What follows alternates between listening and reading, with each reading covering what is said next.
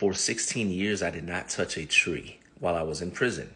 And for people that have never been to prison or people that take trees for granted, this probably seems like a very, I don't know, minute, pointless post. But let me tell you something. It isn't. Let's get into it. Before I went to prison, I took too many things for granted. I mean, it was the simple things that I often overlooked as things of extreme value, like being able to sit down and eat dinner with my family, being able to walk down the street with free will, get in my car and just drive to a park, etc.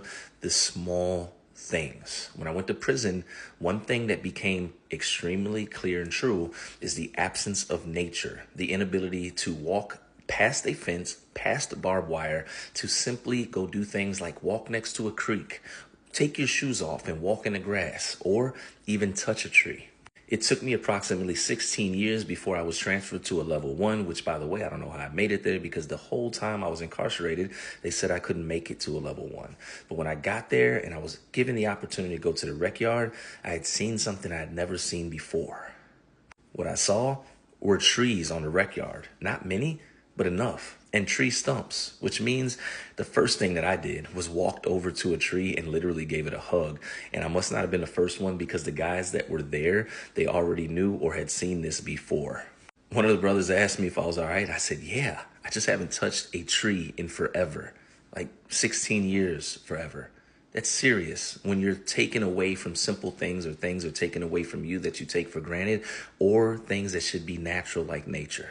I believe wholeheartedly that these things have an impact on an individual's body, mind, etc. So every opportunity I had to go out onto that rec yard, to touch the trees, I did. And there were some Ross brothers there that took their shoes off, socks off, and practiced grounding. It was an extremely laid back, chill camp, and I got into that too. And not to mention there was a creek that was just outside the fence's border. And yeah, we couldn't walk up to it and touch it, but it was close enough that you could stand by the fence and kind of visualize what it would be like to be near the creek because there was only one fence and no massive amounts of barbed wire. It really was a minimum level institution. Also, something that was really weird, there was a porta potty on the bathroom, which I don't think that lasted, and you will never probably see that again because, as you could tell, that can cause a lot of issues on a prison yard. Nonetheless, it's trees. That's one of the things that I missed, and I didn't get to touch one for 16 years. So please, if you see my content, like, don't take things for granted. Whether you've been to prison or not, take the time out to really appreciate the small things. I promise you it makes life better. But most importantly, stay free. Peace.